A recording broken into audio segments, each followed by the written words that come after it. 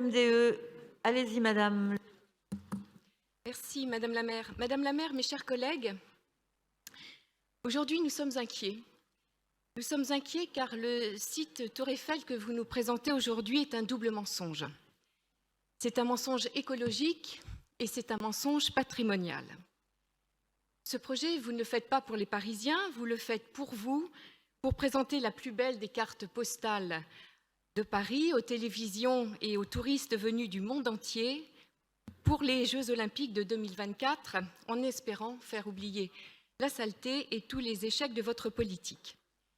Car ce n'est ni le 16e arrondissement et son bois de Boulogne, ni le 7e qui est l'arrondissement le plus vert de Paris, ni le 15e arrondissement qui aurait besoin d'être végétalisé. Non, ce seraient plutôt les arrondissements populaires du nord et de l'est de Paris qui ont bien besoin de l'être et que pourtant vous délaissez. Venant d'une majorité de gauche, cela paraît bien surprenant. En fait, pas tant que ça finalement. Ce projet est tout d'abord un mensonge écologique. La forêt urbaine qui était prévue sur le pont d'Iéna, si symbolique pour vous, cette fameuse forêt dont vous vouliez en faire votre étendard, eh bien cette forêt s'est vite transformée en installation de simples bacs à fleurs, donc aucun arbre en terre. Des bacs à fleurs en ciment, des séparateurs de vélos en ciment, tout est en ciment sur ce pont. Et le ciment, vous le savez, c'est un générateur énorme de CO2, de pollution de l'air, que vous semblez pourtant tant vouloir combattre. Un simple séparateur de pistes cyclables, c'est 400 kg de ciment, soit l'équivalent des émissions de CO2 d'une voiture pendant 2 ans. Et la liste n'est pas terminée. Vous allez réduire les jardins du Champ de Mars, réduire la surface de bois classé, transformer des pelouses en herbes en pelouses techniques, abattre 60 à 80 arbres de belle taille, dont certains sont plus vieux que la Tour Eiffel, pour les remplacer par de jeunes arbres qui mettront 50 ans avant de devenir des arbres adultes. Alors, Madame la maire, où est la biodiversité? Où est le verdissement? Où est la réduction de pollution de l'air dans ce projet? Comment pouvez-vous dire que ce projet est un projet écologique? Car au total, seul 1 hectare de verdure supplémentaire sera créé. Et 1 hectare qui coûte 120 millions, ça fait cher l'hectare. Autant d'arguments que les Parisiens doivent connaître pour qu'ils sachent que votre projet est tout sauf écologique comme vous le prétendez. Un mensonge patrimonial ensuite. Lieu patrimonial et historique par excellence, le Champ de Mars est le lieu de convergence de tous les Parisiens, familial, amical, festif. C'est le jardin familial dans lequel nous aimons nous y retrouver. C'est notre jardin. L'élégance de l'agencement de ces jardins et de ces pelouses, de son mobilier reconnaissable dans le monde entier, impose une mémoire collective qu'il nous revient de conserver. Nous nous interrogeons là encore sur le devenir et l'entretien des bancs d'avios qui sont actuellement dans un état épouvantable, des lampadaires Napoléon III, des bancs en pierre et des sculptures, des fontaines qui sont sans eau. Bref, aucune garantie n'est donnée sur le devenir et l'entretien de ce patrimoine exceptionnel de la place du Trocadéro pour aller jusqu'à l'école militaire.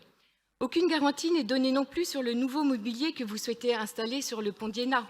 Considérant les installations LED qui ont fleuri partout dans Paris sous votre mandature et massivement relayées par le mouvement citoyen #SaccagepAris, vous nous permettrez d'être particulièrement inquiets.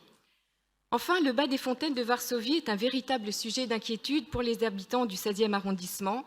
L'organisation de multiples événements publicitaires à cet endroit qui généreront nuisances à répétition, des nuisances sonores à répétition, des problèmes de sécurité et de propreté sont des sujets auxquels vous n'avez apporté aucune réponse.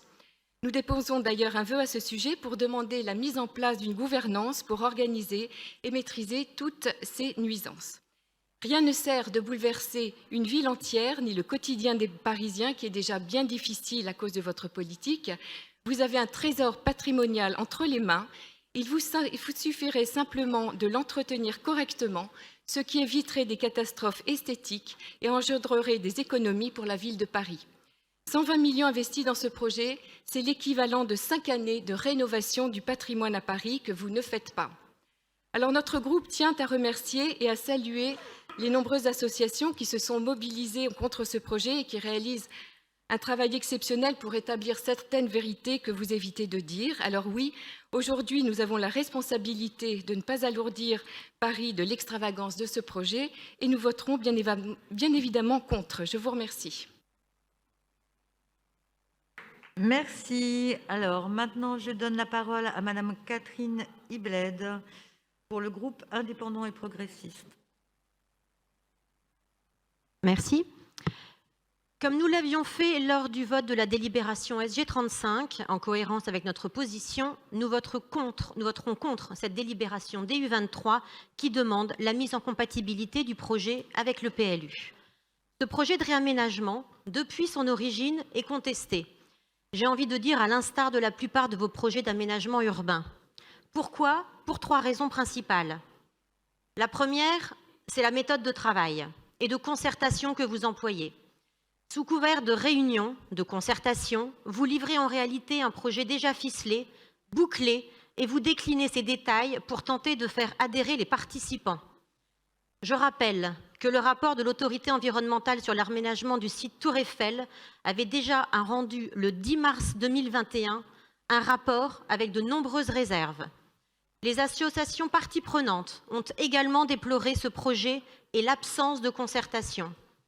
Enfin, lors de la concertation publique sur le projet de réaménagement lancé entre le 11 octobre et le 17 novembre, 6 000 avis ont été rendus et la Commission nationale du débat public note que la très grande majorité des participants ont exprimé leur opposition au projet. Mais finalement, encore une fois, vous ne tenez pas compte de ces avis. Le second point, c'est sur le fond du projet. Alors que vous ne cessez de nous asséner de vos idées vertueuses sur la transition écologique, nous découvrons que ce projet est rempli d'incohérences et de contresens écologiques.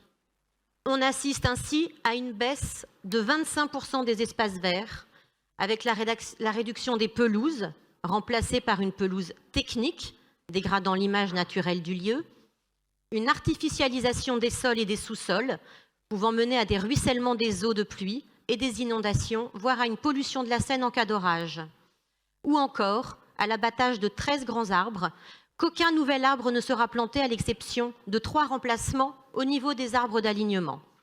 Le troisième point, enfin, et non des moindres, c'est le financement du projet. Au départ, évalué à 72 millions d'euros, l'enveloppe s'envole à plus de 110 millions aujourd'hui. Et combien demain ? Les exemples sont légion. Nous avons eu l'occasion de le dire, cela n'est ni sérieux ni respectueux des Parisiennes et des Parisiens.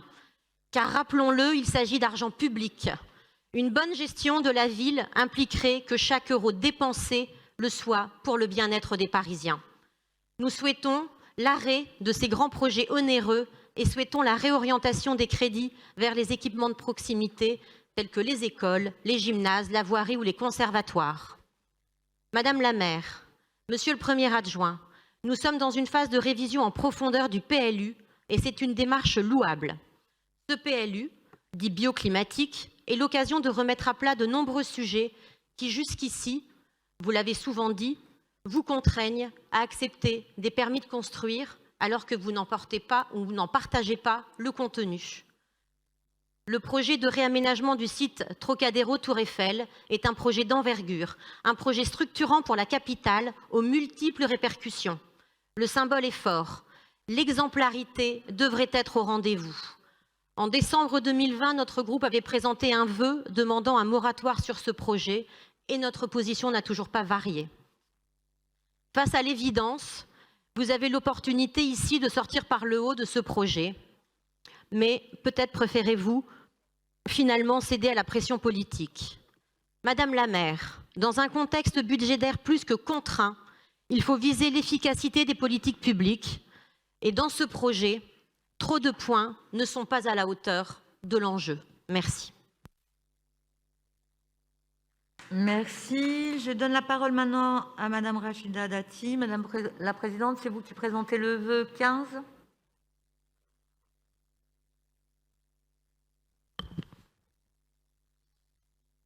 Merci Madame la maire, mes chers collègues. Alors, dès le début de la révision du PLU, l'exécutif s'était vanté d'une concertation élargie auprès des Parisiens, fondée sur des principes de préservation du paysage urbain, du développement durable, mais comme toujours, la concertation, c'est la présidentielle dont on connaît le succès, pour Madame Hidalgo, mais jamais à la mairie de Paris. car c'est par le biais d'une délibération technique de 19 pages que la mairie de Paris propose aujourd'hui, en douce, évidemment, toujours le courage, de déformer le cadre réglementaire du PLU pour imposer par la force le plan d'aménagement du site Tour Eiffel.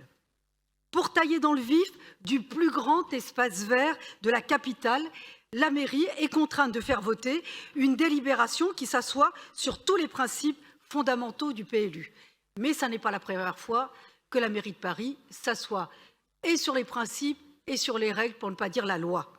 Pourtant protégés, les espaces verts sont rabotés au profit de constructions nouvelles. Nous apprenons également, au détour d'une phrase, que ce sont près de 950 mètres carrés du périmètre d'emprise d'espaces boisés classés qui disparaîtront totalement. Cette bétonisation en règle, dont l'exécutif s'est fait le spécialiste, je suis très surprise, est soutenue par le groupe écologiste. Que vous a-t-on donné? Pourtant, Yannick Jadot, il est devant. Ça ne changera rien pour vous, hein, je vous le dis. Donc aujourd'hui, vous allez voter un projet contesté et contestable. Ce projet ne satisfait personne, quelles que soient les convictions. Les Parisiens n'ont de cesse de le rappeler. La consultation numérique a posé un diagnostic clair. Le projet est très majoritairement rejeté. Il ne convainc ni les habitants, ni les associations et encore moins les riverains. Au-delà des dérives que je dénonce depuis des années, aucune étude d'impact sincère et objective n'est proposée dans ce dossier, ni sur les reports de circulation qui seront engendrés par la fermeture de la place Jacques Rueff et l'avenue Joseph Bouvard. Les garants, se faisant la voix des riverains, se sont fait l'écho, comme les élus, des inquiétudes légitimes et fortes des riverains quant à ces reports qui, évidemment, vont affecter obligatoirement les quartiers résidentiels. Au prétexte de vouloir aménager les abords du site de la Tour Eiffel, vous contraignez les Parisiens à de nouveaux efforts au profit de la pratique touristique de masse. Mais les écologistes, vous êtes encore écologistes? Je m'interroge. La création de concessions pour des bus proposant des circuits touristiques se fait au détriment des circuits empruntés par les lignes de bus publics. Et Monsieur Grégoire, nous avions soulevé cet aspect lors de la réunion publique. Vous n'étiez pas informé, vous aviez dit avec Monsieur Nadjowski que vous deviez interpeller la RATP. Ça n'est toujours pas le cas. Encore une fois, les personnes à mobilité réduite, les familles, tous ceux qui ont besoin de ces bus sont encore méprisés. Autre carence omise dans le vœu porté par les écologistes, le risque sécuritaire. Et c'est pas un gros mot, hein, c'est pas pénal hein, de dire risque sécuritaire. Est complètement passé sous silence, alors que le site connaît déjà de graves problèmes. Il serait aggravé par ce projet, notamment en raison de l'interruption de la circulation qui sera évidemment favorable au développement de la prédation économique et de la délinquance, ce qui est déjà le cas. Alors couper le Champ de Mars en deux, ça n'est pas le dessein souhaité pour ce site. Il a évidemment besoin d'investissement, mais pas au profit du tourisme de masse, au détriment de toute vision patrimoniale et finalement du cadre de vie des Parisiens. Délaissé, ce jardin devient un terrain vague, livré à l'exploitation toujours plus forte des sociétés événementielles. Malgré nos demandes répétées, Monsieur Nadjowski, aucune réflexion globale sur l'exploitation promotionnelle du Champ de Mars dans son unité n'a été ouverte alors que vous y étiez engagé. Comme toujours, l'exécutif se gargarise de transition écologique, mais laisse très régulièrement organiser des événements qui réunissent plus de 20 000 personnes et qui dégradent fortement le site. D'ailleurs, le dernier événement, on n'a toujours pas eu la réparation du site sur lequel vous vous étiez engagé. Plus largement, aucune solution concrète n'est proposée au sous-investissement chronique dont souffre le Champ de Mars, ni dans cette délibération, ni dans le vœu porté par les écologistes. Je dis, c'est vrai que ça va vous gêner, mais avec Bertrand Delanoë, nous avions commencé un travail collectif de préservation de ce site dans son unité patrimoniale et culturelle, parce que, je vous le rappelle, il avait fait cesser les événements promotionnels pendant toute sa mandature. Les riverains veulent plus de tranquillité, plus de sécurité, un jardin propre, prioritairement destiné à ses usagers. C'est la demande de tous les Parisiens.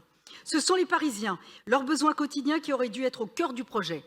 Il force est d'admettre qu'ils sont encore méprisés. La synthèse des garants reprend l'ensemble des observations formulées dans le cadre de la consultation. Oui, non, mais je sais. Merci. Non, mais attendez, je peux terminer. On est toujours bafoué sur la consultation. S'il vous plaît, c'est bon. Hein. Ben, là, il est... Non, vous avez dépassé c'est bon. votre temps. Alors, ah oui, c'est bon. À chaque fois, ça dépasse. Là, vous perdez du temps. Là, vous perdez du temps. Allez, non, allez. Non, parce que ça dépasse de l'autre côté. Allez. Voilà. Nous, on respecte quand vous respectez. Alors, c'est pas toujours pour les mêmes. Bon, c'est bon là-bas. Hein. On le respecte. Parmi les réponses à ces demandes, l'exécutif s'engage à Dati, élaborer un plan de gestion du site en lien, je cite, les acteurs locaux, la police municipale, la préfecture de police et les directions Madame Dati. Non, encore une fois, c'est facile. Encore une fois, vous méprisez les élus d'arrondissement qui ne sont pas consultés, qui ne sont pas dans le groupe de consultation. Là, il y a un règlement, vous avez dépassé votre temps de parole. Mais pas, je vous dis que vous avez dépassé votre temps de parole de 1 minute. On ne vous entend plus là. Alors, maintenant, la parole à Madame Agnès. Mais vous pouvez laisser parler Madame Agnès Evren, hein, tout de même.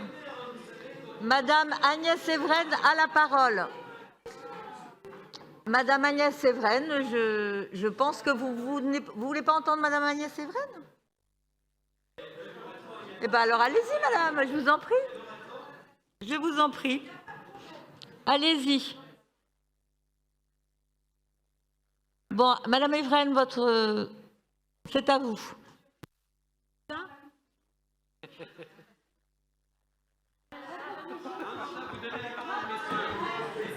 Non, vous avez dépassé de 2 minutes votre temps de parole là maintenant, c'est bon. Je ne coupe pas le micro, moi. Madame Evren a son micro d'allumé. Attends, laisse-la finir.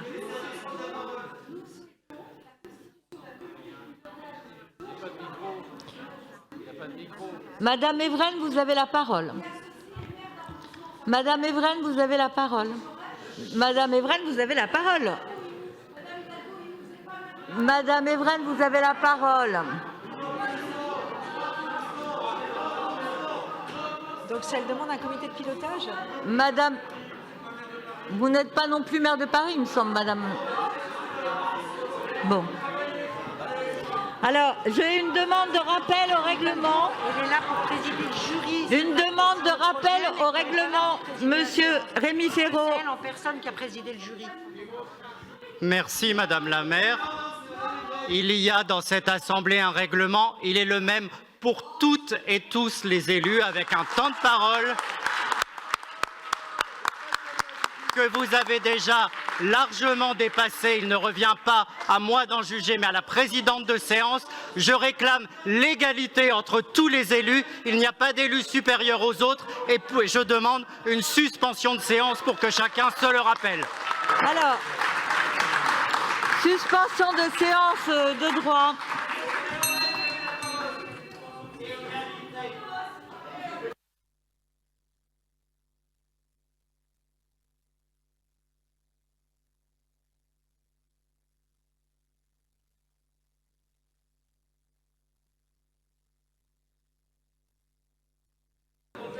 Donc, vous avez une suspension de séance de 3 minutes.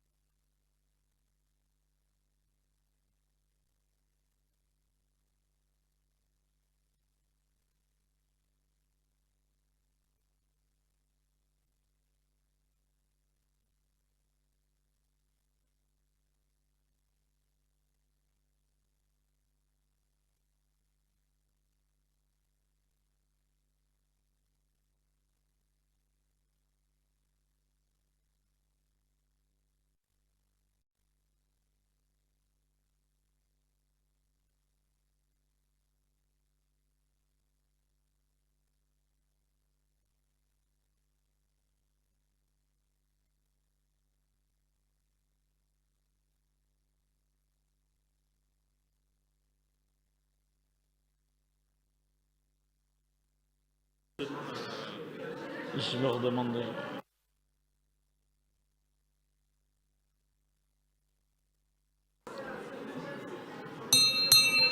Chers collègues, je vous propose de reprendre place. Nous allons reprendre nos débats sur le projet DU numéro 23. Et la parole est à Madame Agnès Séveraine pour le groupe Changer Paris.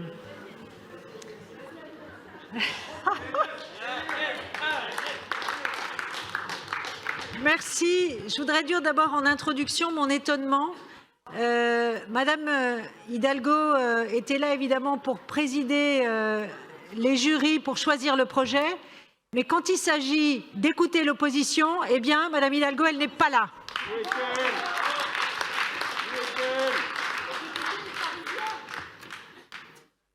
Alors, donc 3 arrondissements, les 7e, 15e et 16e, s'apprêtent, mes chers collègues, à vivre l'enfer de travaux titanesques au son des marteaux-piqueurs, au rythme des bulldozers et à la vue de tranchées béantes. Et j'associe donc mes collègues des maires du 7e, 15e et 16e, Rachida Dati, Philippe Goujon et Francis Spinner à mon intervention. François Mitterrand eut sa pyramide et sa perspective jusqu'à la Défense. Jacques Chirac, un musée éponyme. À votre échelle, la vue est bien plus courte, vous aurez votre bourbier. Et ce n'est pas la modification cosmétique à la marge, conclue ce matin sur un coin de table avec vos amis écolos, retirant 5% de la surface du projet qui enrayera la catastrophe annoncée.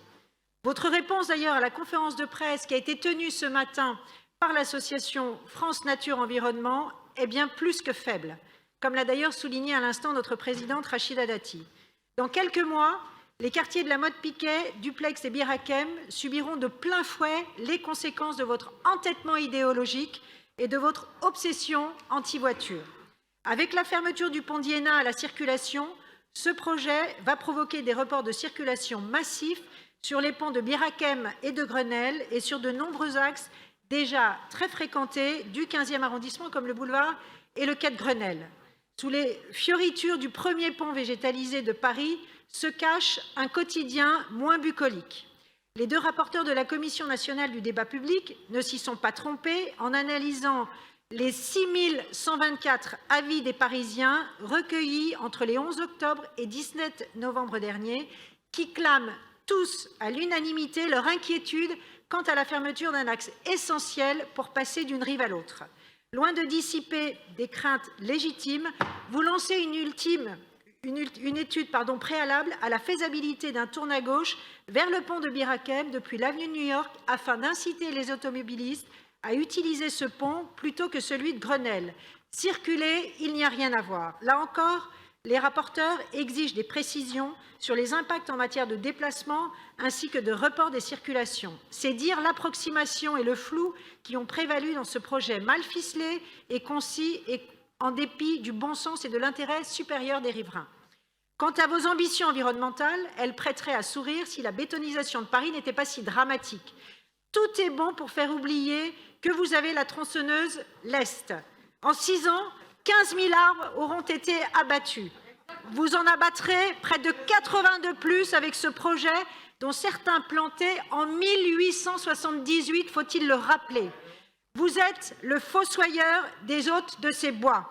Vous essayez donc de ripolliner de verre un projet anti-écologique en promettant 17 000 m² d'espace végétalisé supplémentaires, dont 16 000 m² de pleine terre, avec 180, je le précise, 180 arbres de plus, tout ceci pour masquer une diminution de l'ordre de 20 à 35% des espaces verts accessibles au public.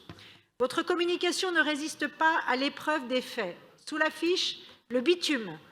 Là encore, les Parisiens ont mis en doute l'intérêt écologique des pots végétalisés que vous vouliez installer sur le pont d'Iéna, tout en soulignant les risques de mésusage et de malpropreté.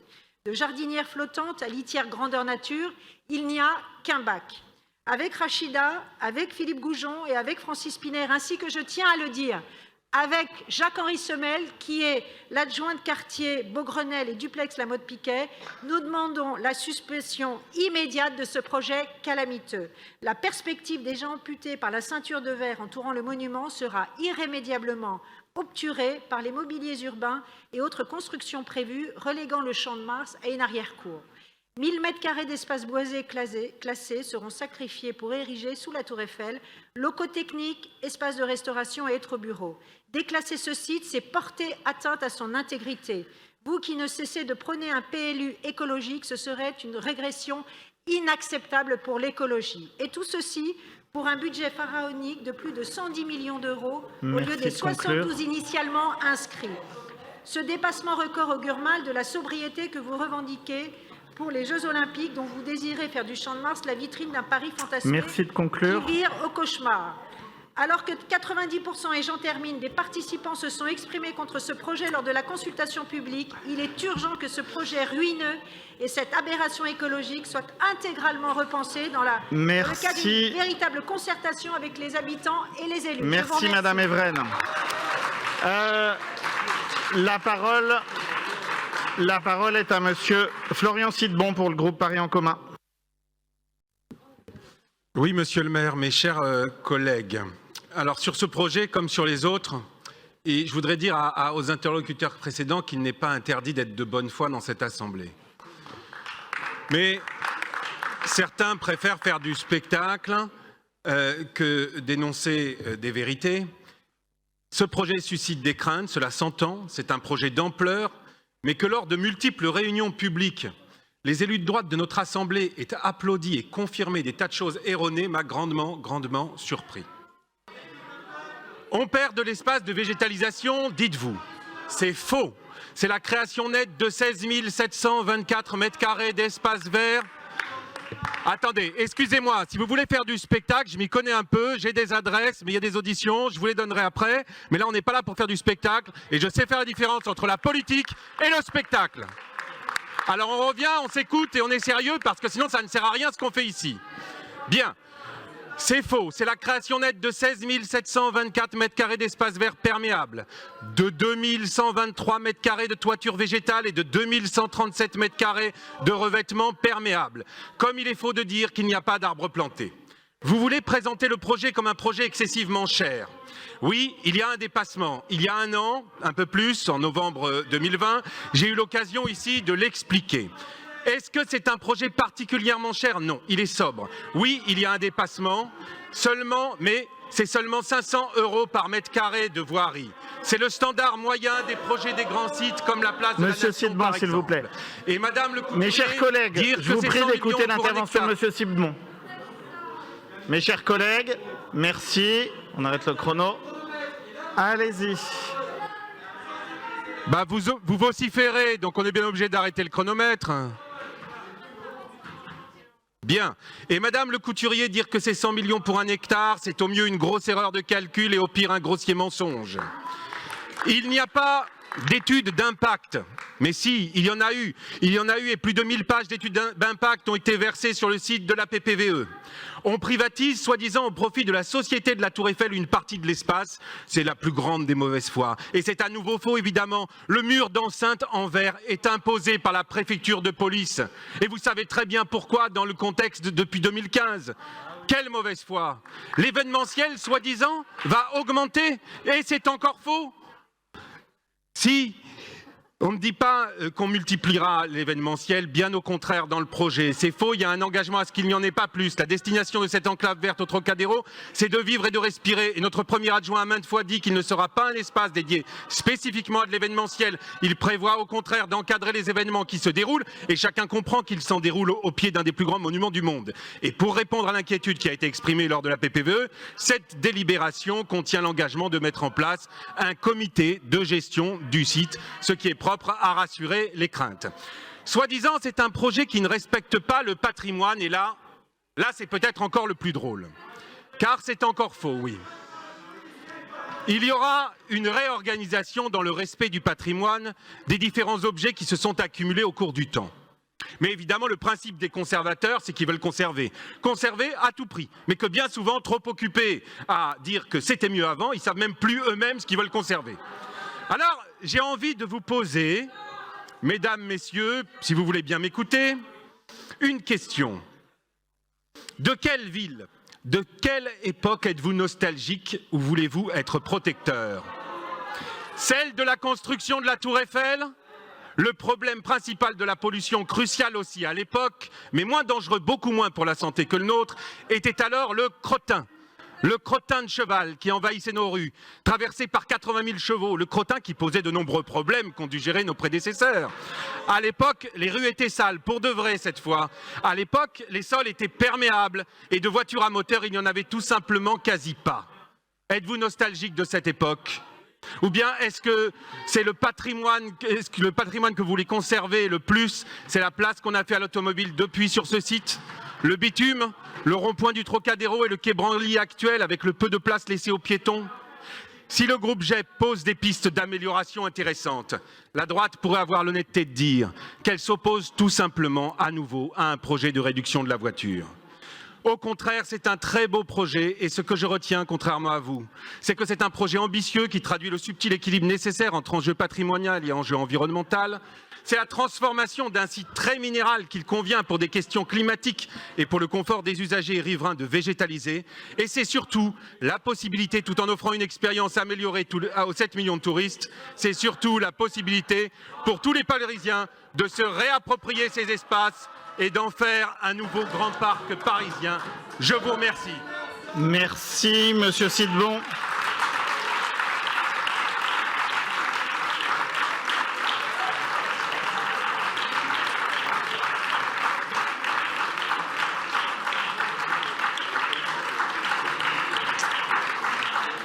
Mes chers collègues, je vous propose maintenant d'écouter l'intervention de Madame Fatoumata Koné pour le groupe écologiste de Paris.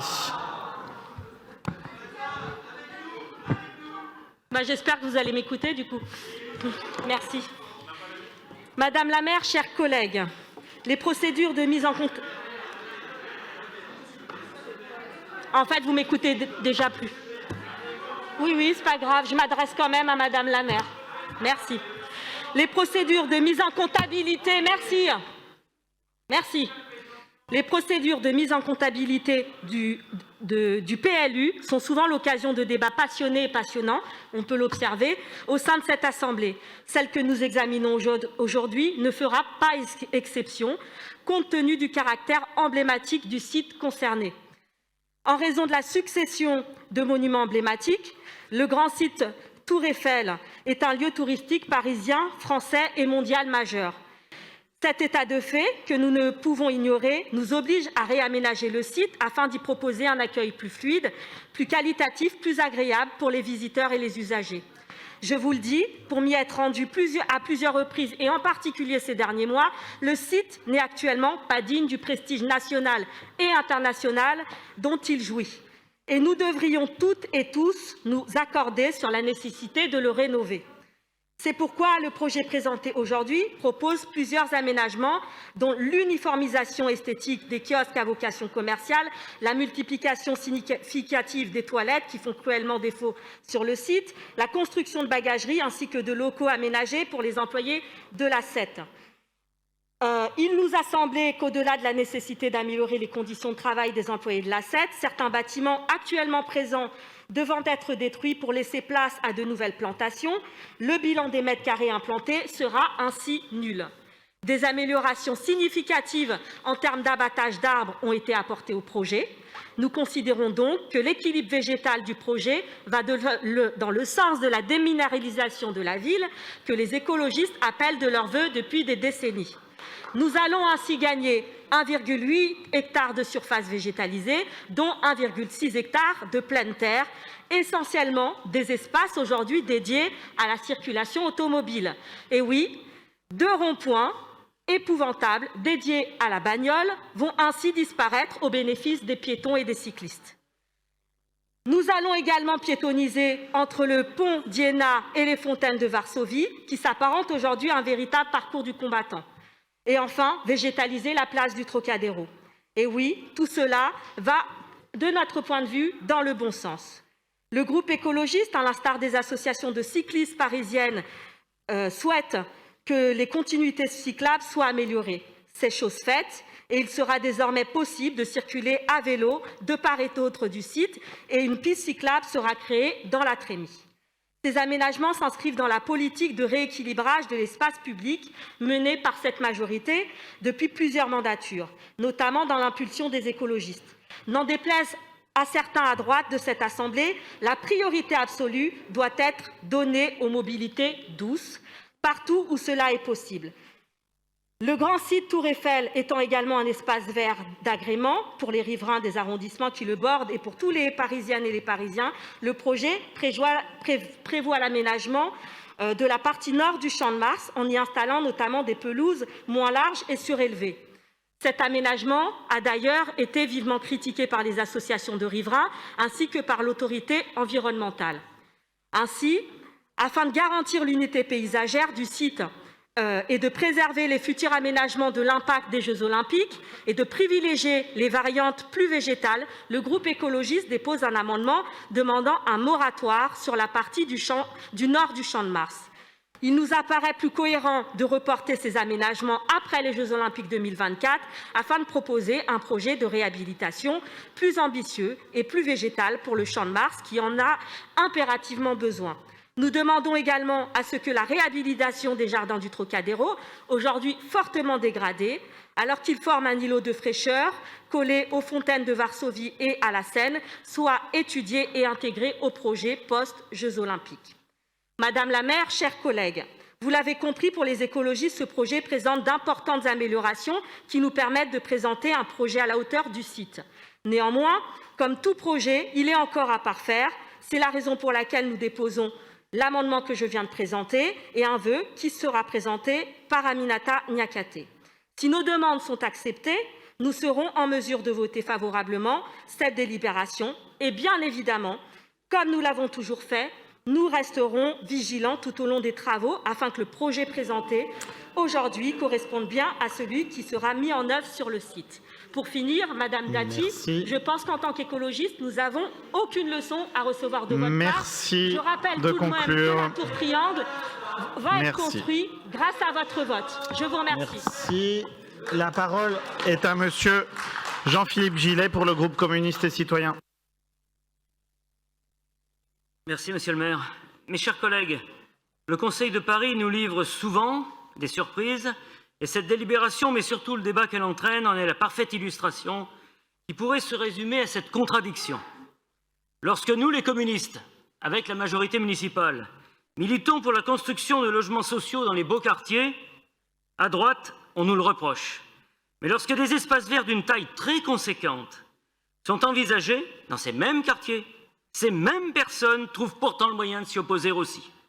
Objectivement, les seuls chiffres évoqués dans cette délibération suffiraient à convaincre n'importe quel Parisien, pour autant qu'on le convoque vraiment, des bienfaits de ce projet pour son cadre de vie. On peut en citer quelques-uns. La surface urbaine verte ou verdie, je reconnais ça, va augmenter de plus de 20 000 m². 2,6 hectares supplémentaires vont être rendus aux piétons. L'espace comprendra 1,7 hectare de plus de verdure. Et enfin, au total, abattage compris, 200 arbres supplémentaires seront plantés. Ces simples données devraient suffire à nous mettre tous d'accord sur l'intérêt de voter cette délibération. Car ce projet s'inscrit parfaitement dans la lutte contre le réchauffement climatique. Il permet de désimperméabiliser plus de 17 000 m² qui seront végétalisés, permettant l'adaptation du site de la Tour Eiffel au changement climatique et à la lutte contre l'effet d'îlot de chaleur urbain. Il permettra simplement de rendre cet espace aux Parisiennes et aux Parisiens. Aujourd'hui, les espaces verts sont entrecoupés, la circulation piétonne est laborieuse. Nous partageons l'objectif de créer du lien et de l'harmonie entre les différents espaces verts autour de la Tour Eiffel, afin que ce lieu ne soit plus seulement consacré aux touristes, et cette préoccupation nous occupe autant que n'importe quel groupe ici, mais bien à tous les Parisiens qui souhaitaient prendre l'air. Il s'agit de se réapproprier cet espace qui est mythique et internationalement reconnu par l'ensemble de la population parisienne et francilienne pour en faire un symbole de la révolution de l'aménagement public que nous prônons, nous les communistes et la majorité municipale. Nous accueillerons mieux les touristes, mais aussi et surtout les Parisiens et les Franciliens qui vivent et travaillent au quotidien dans cette ville. Ce réaménagement sera d'ailleurs bénéfique, y compris pour leur santé.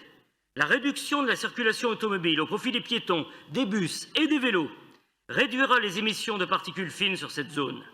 Les 2 hectares 6 rendus aux piétons auront un impact positif sur tout tant sonore qu'environnemental, ce dont l'étude de la Haute Autorité environnementale témoigne par ailleurs.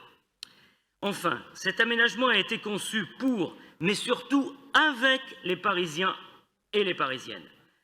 Ou les Parisiennes et les Parisiens, je vous prie de m'excuser. La délibération que nous examinons aujourd'hui, bien qu'elle fasse l'objet de contestations politiciennes, est le résultat d'un très long travail de concertation avec les mairies d'arrondissement et avec les habitants concernés, qui sont tous très impliqués dans les changements indispensables à la rénovation de cet espace, devenu vieillissant avec le temps, désuet et non inclusif. Par ailleurs, les commerces sur place s'inscrivent ou s'inscriront en grande partie dans le cadre du dispositif Fabriqué à Paris, favorisant l'économie circulaire et les circuits courts que nous soutenons. Il est temps d'engager ces travaux, de changer le visage de ce lieu, de le rendre aux Parisiens et aux Franciliens. Il est temps d'en faire la vitrine d'une ville ouverte et accueillante pour tous dans tout Paris. Et cette préoccupation, Madame Le Couturier, nous la partageons. C'est le sens du vœu que nous déposons afin que les lignes budgétaires permettant le financement de la végétalisation des grands axes et de l'embellissement des quartiers soient abondées à hauteur de 20 millions d'euros d'autorisation de programme dans le cadre du budget supplémentaire 2022 pour accélérer les opérations de végétalisation et d'apaisement de l'espace public dans tous les quartiers populaires. Je vous remercie.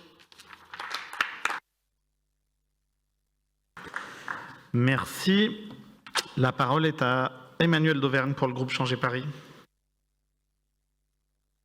Alors, la parole est à Madame Aminata Niakaté pour le groupe écologiste de Paris.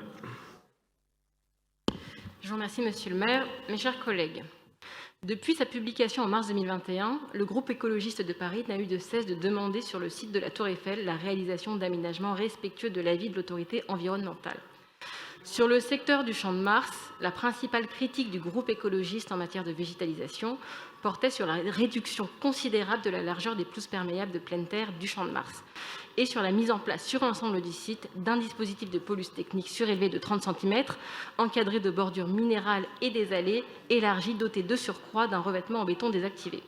À ce stade, seule la partie nord du Champ de Mars était concernée par les permis d'aménager qui nous occupent aujourd'hui, et notre amendement, évoqué par Fatoumata Koné, propose un moratoire sur le Champ de Mars qui sortirait du projet actuel.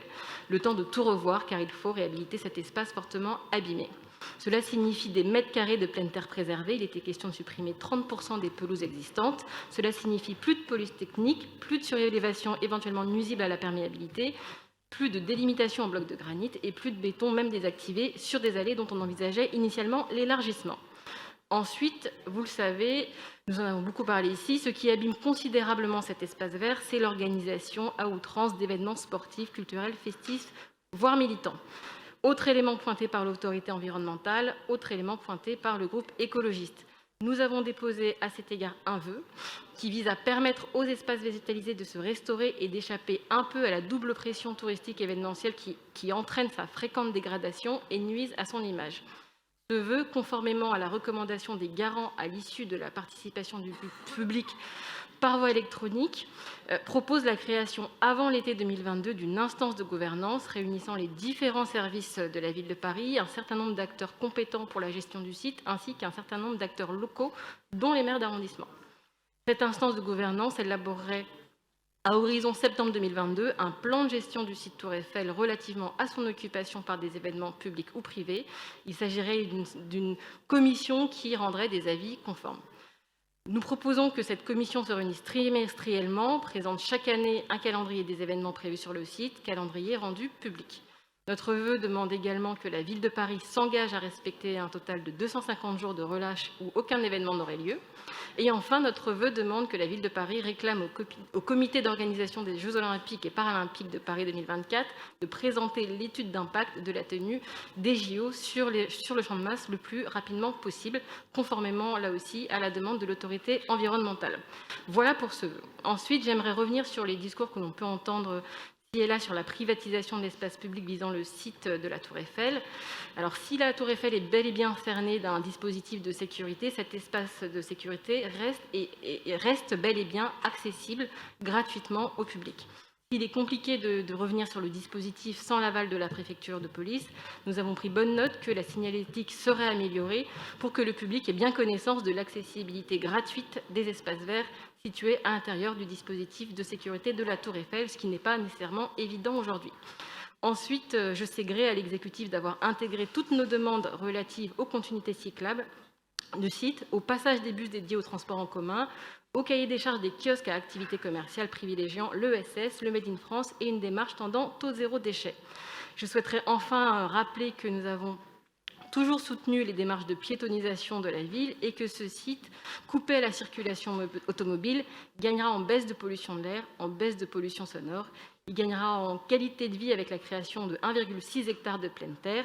Ce site gagnera tout simplement en apaisement et force est de constater que l'essentiel des demandes du groupe écologiste sont satisfaites. Nous voterons donc la délibération soumise à notre examen si notre amendement et notre vœu sont soutenus par l'exécutif. Je vous remercie. Merci. La parole est à Monsieur Jean Lossuc pour le groupe Changer Paris qui est avec nous en Webex. Alors non, il est très bien. Donc Monsieur Jean Lossuc s'est désinscrit et donc la parole est à Madame Danielle Simonet. Bien, écoutez, sur ce dossier, il y a d'abord un problème du rapport à la démocratie et de la majorité parisienne. Puisque, si je ne me trompe pas, suite aux concertations qui ont lieu dans des conditions forcément pas optimum, mais ça, on peut dire que, pour une part, le contexte Covid, vous n'en avez pas la responsabilité, mais on s'est retrouvé avec 90% d'avis négatifs. 90% d'avis négatifs, mais néanmoins, vous foncez, vous continuez, vous vous en moquez. Sur le projet, il y a plusieurs aspects. D'abord, il y a la partie, si je comprends bien, Trocadéro jusqu'à la Tour Eiffel, et ensuite il y a la partie Champ de Mars. Vous prétendez que ce projet est extrêmement ambitieux d'un point de vue écologique et qu'il présente une vraie conquête de pleine terre. Je dois reconnaître que sur la partie Tour Eiffel-Trocadéro, on va de fait réduire des emprises à la voiture et les redonner aux piétons. Et à cet endroit-là, si j'ai bien compris, il y aura donc une désimperméabilisation et donc une progression de la reconquête de la pleine terre, ou plutôt des espaces verts. Néanmoins, vous déménagez le siège de la SETE. Moi, je ne suis toujours pas convaincue de la pertinence de déménager le siège de la SETE. La SETE était très bien à Bir Hakeim. Quelle était la nécessité absolue de déménager ce bâtiment et donc, de fait, en le réinstallant, de réduire de manière conséquente les espaces en pleine terre à cet endroit-là. Ensuite, qu'en est-il réellement sur la totalité de ces espaces végétalisés dont vous prétendez qu'il y aurait un gain de 40%? On serait plutôt à 1 hectare végétalisé à cet endroit-là. Et par ailleurs, sur cet hectare, il y a quand même un tiers qui est fermé au public. Ce mur vitré qui empêche de fait la possibilité de se promener jusqu'au jardin anglo-chinois, qui les rend totalement inaccessibles, oui, peut être qualifié d'une privatisation, même si la SETE défend un intérêt public. Donc déjà, on voit que ce n'est pas aussi positif que vous ne le prétendez dans la délibération, je trouve de manière assez manipulatoire. Mais surtout, le Champ de Mars, pour le coup, est un véritable massacre écologique. On se retrouve avec des pelouses techniques en bac surélevé. On a donc 30% en moins d'espace en pleine terre. 80 arbres abattus, alors vous pouvez promettre toutes les petites plantations d'arbres, ça ne saurait compenser. Vous savez le nombre d'années qu'il faut pour arriver à la même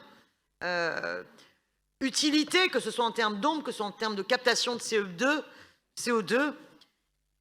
Donc il me semble extrêmement problématique de présenter l'entièreté du projet comme un projet extrêmement ambitieux d'un point de vue écologique, à tel point il est contradictoire dans ses aspects.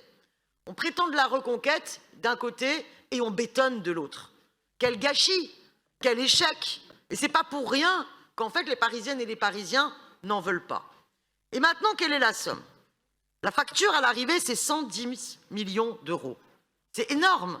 D'ailleurs, j'ai remarqué qu'il y avait un vœu dans peu de temps du groupe communiste pour demander qu'il y ait au moins 20 millions d'euros pour des projets de végétalisation dans les quartiers populaires.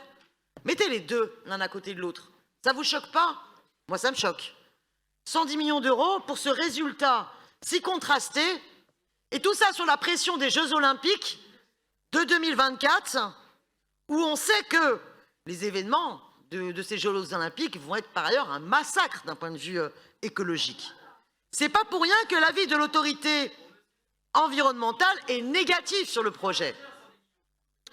Donc, en l'état, moi, je ne peux pas voter pour ce projet.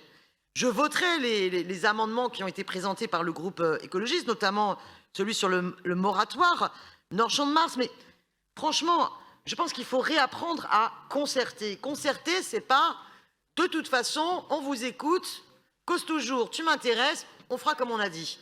Surtout quand à l'arrivée, le résultat est aussi catastrophique. Je vous remercie. Merci. La parole est à Nicolas Bonnet-Oulage.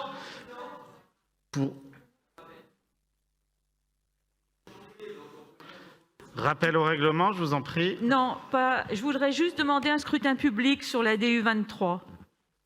Très bien, merci. Donc les groupes peuvent se préparer pour un scrutin public. Pas de prise de parole. Pour le vœu, on m'a dit pour présenter le vœu. Non, d'accord. Il a été présenté, très bien. Et donc pour répondre, la parole est à Emmanuel Grégoire. Merci beaucoup, Monsieur le maire. Merci beaucoup à tous pour vos interventions sur un sujet qui s'est invité à de nombreuses reprises dans les rangs de notre Assemblée. Je veux, je vous le dis, aborder ce débat de façon constructive. Nous avons entendu beaucoup de ce que je qualifierais de fausses idées. Alors certains pourraient les considérer comme des fake news. Je vais essayer de faire en sorte que ce ne soit que des incompréhensions. Et dans les éléments de réponse que je vais vous apporter, je l'espère, si la bonne foi nous anime tous, lever un certain nombre d'oppositions qui me paraissent très fragiles.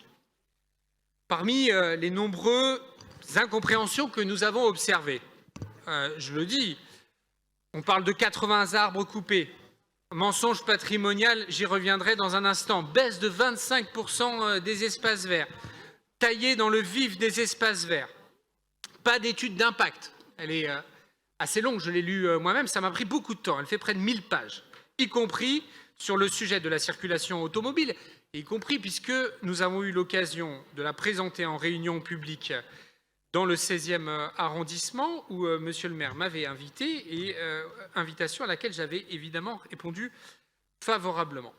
Bétonisation. Alors je sais qu'il est à la mode d'utiliser ce mot ad nauseam. Où y a-t-il de la bétonisation? Nous construisons sur ce projet à l'exacte surface identique des structures existantes en les réagençant. Le bilan est même positif de moins 3 mètres carrés, mais enfin, étant très tenu, je préfère considérer que nous respectons le niveau global. Il n'y a pas de bétonisation. Quant au procès sur l'impact carbone des pistes cyclables, j'avoue qu'on la garde pour plus tard.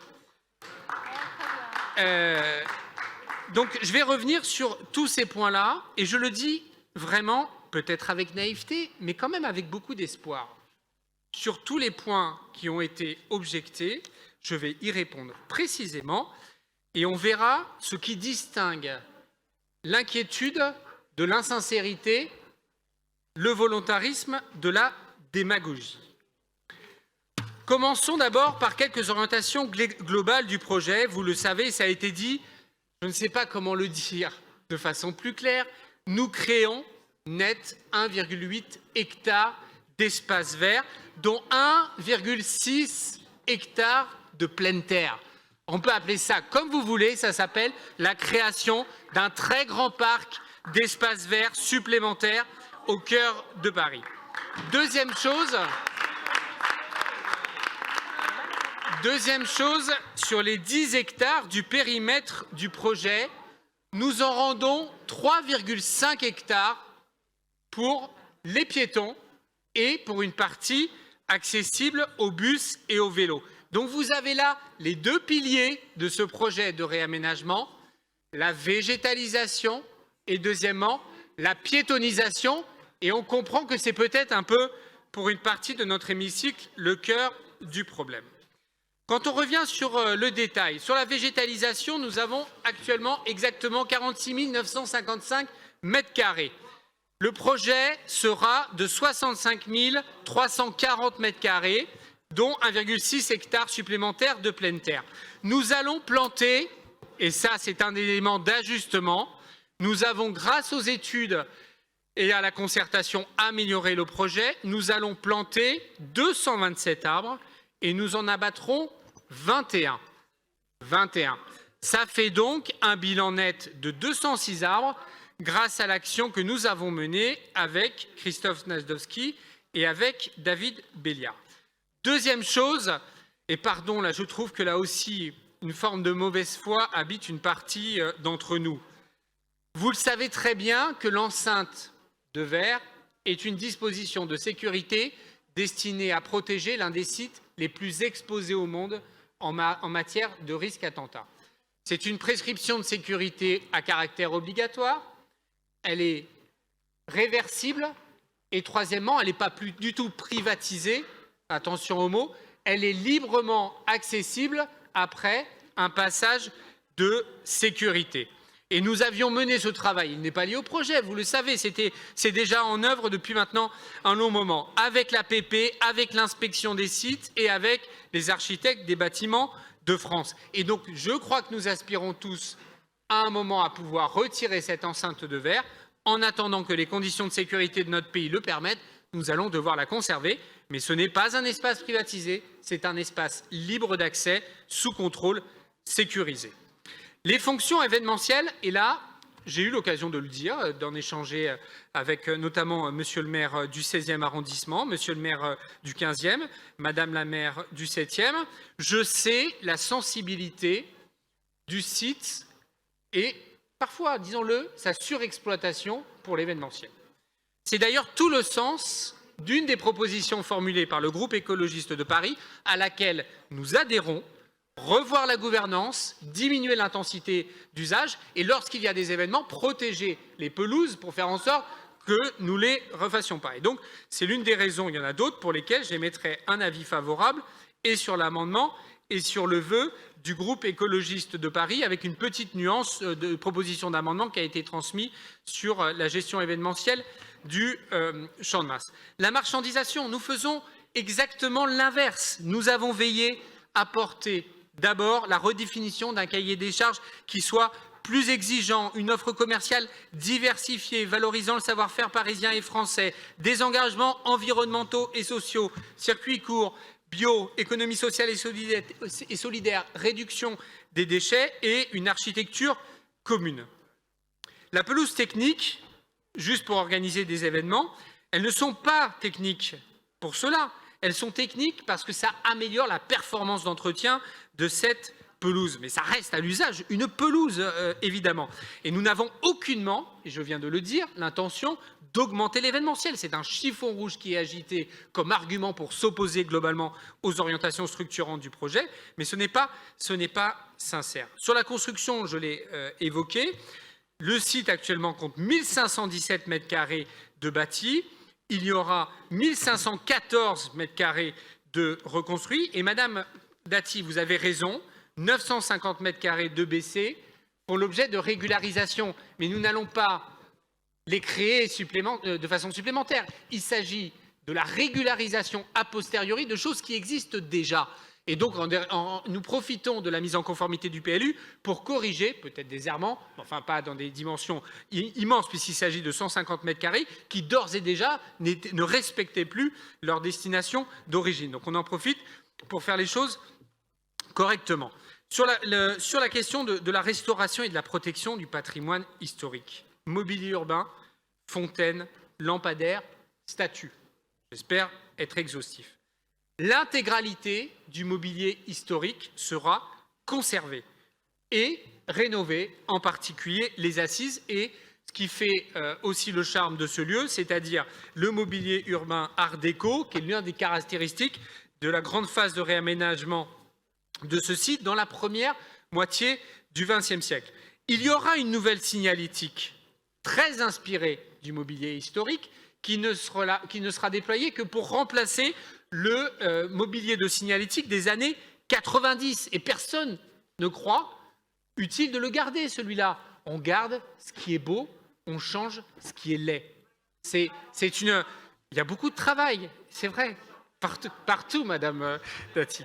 Et donc, c'est là aussi faux d'utiliser cet argument. Aujourd'hui, les kiosques utilisés, qui sont tous différents les uns les autres, nous avons veillé précisément à en faire un qui soit de modèle unique, sobre, avec des ajustements, et très inspiré et cohérent avec l'esthétique du lieu. Donc, au final, nous avons un projet, je le sais, qui ne rencontrera pas le soutien de tous, je le regrette, mais notamment parce que une inquiétude, évidemment, s'est manifestée sur le sujet des reports de circulation et une opposition à la piétonisation partielle, je redis, en particulier de la place du Trocadéro. Mais c'est un beau projet. Il sera vraiment au bénéfice à la fois des riverains, des Parisiens et des très nombreux touristes qui ont fréquenté ce lieu. Mais nous ne renoncerons pas à notre ambition, qui est aussi une ambition parisienne et que nous assumons, qui est celui de réduire la place de la voiture en ville, de développer la végétalisation et des usages plus partagés de l'espace public. Donc oui pour écouter, non pour renoncer au projet politique que nous portons ensemble. Et donc nous avons travaillé en ce sens. C'est le sens du vœu numéro 13 du groupe écologie sur lequel, je l'ai dit, nous émettrons un avis favorable s'il était amendé avec une petite substance sur la gouvernance de l'événementiel. Deuxièmement, sur le vœu numéro 14, nous proposons un retrait du groupe puisque nous pensons y avoir répondu favorablement. Madame Simonet, le site Tour Eiffel, c'est 110 millions d'euros. La porte de Montreuil, elle seule, c'est 110 millions d'euros. Vous entendre complaisamment relayer ce mensonge du détournement des investissements prioritaires de notre majorité en faveur des quartiers populaires, à tel point de n'être applaudi dans cet hémicycle que par la droite, devrait vous interroger sur les motivations et le sens de vos interventions. Le vœu numéro 15, le vœu numéro 15, un avis défavorable, et je le regrette. Pas parce que je suis contre la proposition que vous formulez, le groupe Changer Paris, puisque nous allons même y répondre favorablement à travers le vœu du groupe écologiste de Paris. Mais enfin, quand on est si critique dans les attendus d'un vœu, il paraît difficile d'imaginer que nous l'endossions avec gourmandise. Et enfin, le vœu numéro 16, une proposition de retrait, parce que dans la proposition que vous formulez, Madame Le Couturier et les élus du groupe MoDem, nous avons déjà répondu favorablement à cela et par écrit notamment à la réponse sur la participation du public par voie électronique. Nous avons fait le tour. Il y a un amendement technique de l'exécutif, évidemment, avis favorable, et un amendement du groupe GEC auquel j'émettrai un avis également favorable. Merci beaucoup. Mes chers collègues, nous allons nous prononcer à main levée sur les 6 vœux et amendements, puis le projet de délibération DU numéro 23 sera soumis à un scrutin public conformément à la demande du groupe Changer Paris. D'abord, je vais vous demander votre avis sur l'amendement numéro 92 de l'exécutif. Qui vote pour? Qui vote contre? Qui s'abstient? Il est adopté. L'amendement numéro 93 du groupe écologiste de Paris reçoit un avis favorable. Qui vote pour? Qui vote contre? Qui s'abstient? Il est adopté. le vœu numéro 13 du groupe écologiste de Paris a reçu une proposition d'amendement de l'exécutif. Elle est acceptée, donc c'est sous la forme amendée qu'il reçoit un avis favorable. Qui vote pour, qui vote contre, qui s'abstient, il est adopté. Le vœu numéro 14 du groupe communiste et citoyen est-il maintenu?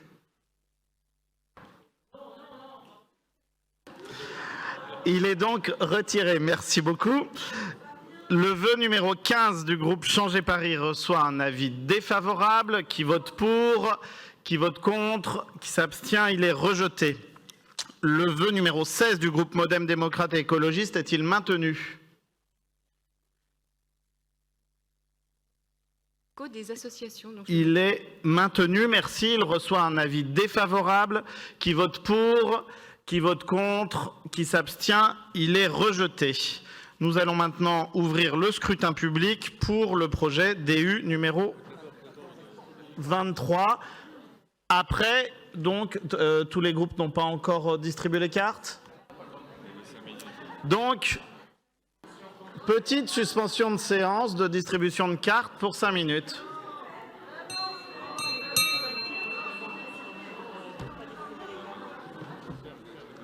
Je pensais que c'était fait.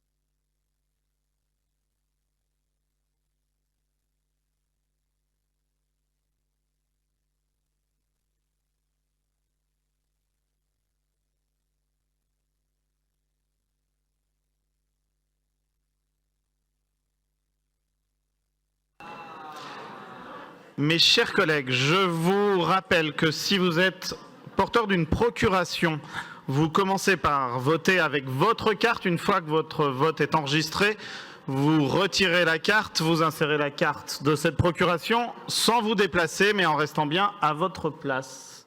Voilà. C'est bon? Donc, sur le projet DU numéro 23, on ouvre le scrutin. Le scrutin est ouvert.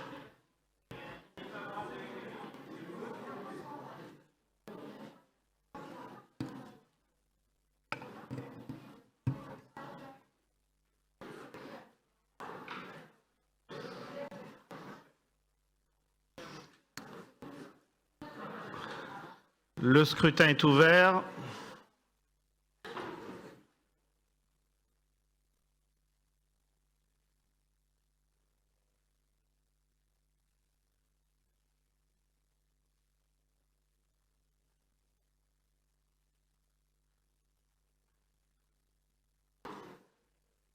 Bien, c'est bon pour tout le monde. Le scrutin est clos.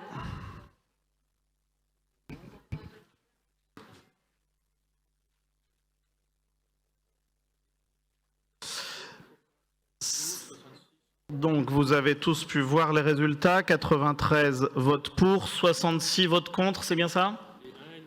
Et 1 NPPV. La délibération est donc adoptée.